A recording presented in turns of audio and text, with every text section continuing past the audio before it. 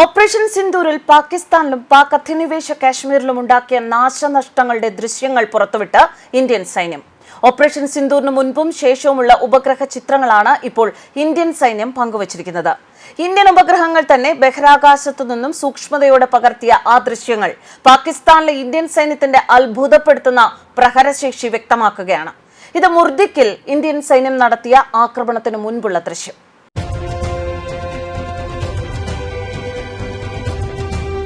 ഇത് ആക്രമണത്തിന് ശേഷമുള്ള ചിത്രം.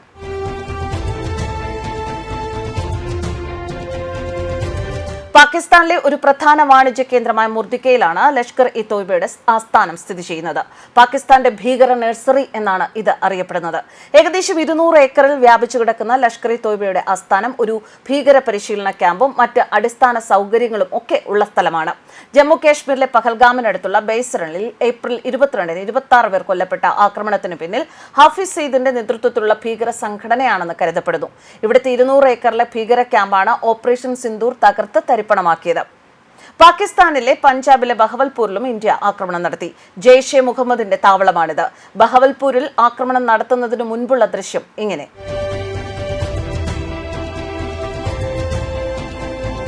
ബഹവൽപൂരിൽ ആക്രമണം നടത്തിയ ശേഷമുള്ള ഉപഗ്രഹ ദൃശ്യം ഇനി കാണാം. 2008-ൽ മുംബൈയിൽ നടന്ന 26/11 ആക്രമണത്തിന് പിന്നിലെ മുഖ്യ സൂത്രധാരൻ മസൂദ് അസ്ഹറിന്റെ നേതൃത്വത്തിലുള്ള ഭീകര സംഘടനയാണ്. 2008-ലെ മുംബൈ ഭീകര ആക്രമണം ആസൂത്രണം ചെയ്തതും ഈ കേന്ദ്രത്തിൽ വച്ചായിരുന്നു.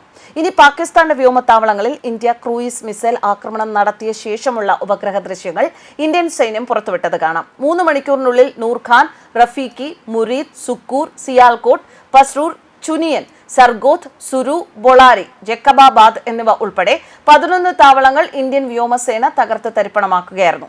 ആ 11 വിമാനത്താവളങ്ങളുടെയും വ്യോമത്താവളങ്ങളുടെയും ആക്രമിക്കപ്പെട്ട ശേഷമുള്ള ആകാശ ദൃശ്യങ്ങളാണ് ഇപ്പോൾ കാണാൻ സാധിക്കുന്നത്.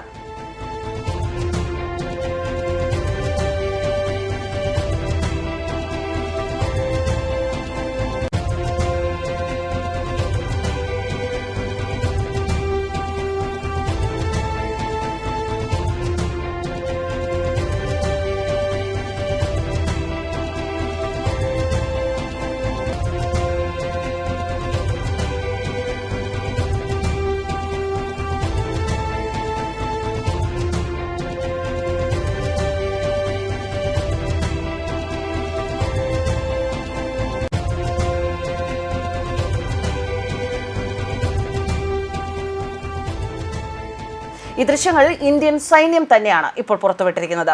എതിരാളിക്ക് എന്തെങ്കിലും സന്ദേശം നൽകേണ്ട സമയമായി. അത് വേദനിപ്പിക്കുന്നിടത്ത് അടിക്കണം. എന്നിരുന്നാലും ഇന്ത്യയുടെ തിരിച്ചടി കൃത്യവും അളന്നതുമായിരുന്നു.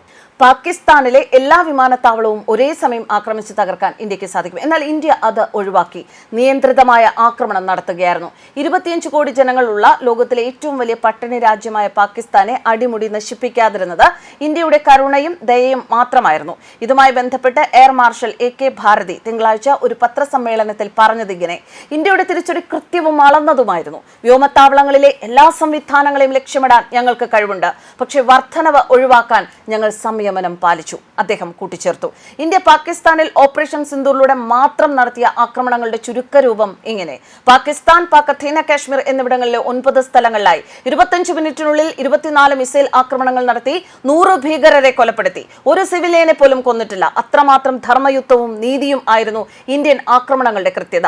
പാകിസ്ഥാനുള്ളിലെ തീവ്രവാദികളെ കൊല്ലുന്നതിനുള്ള പുതിയ സമീപനമാണ് ഇത് എന്ന് ഇന്ത്യൻ സർക്കാർ വ്യക്തമാക്കി. News desk, കർബൻസ്.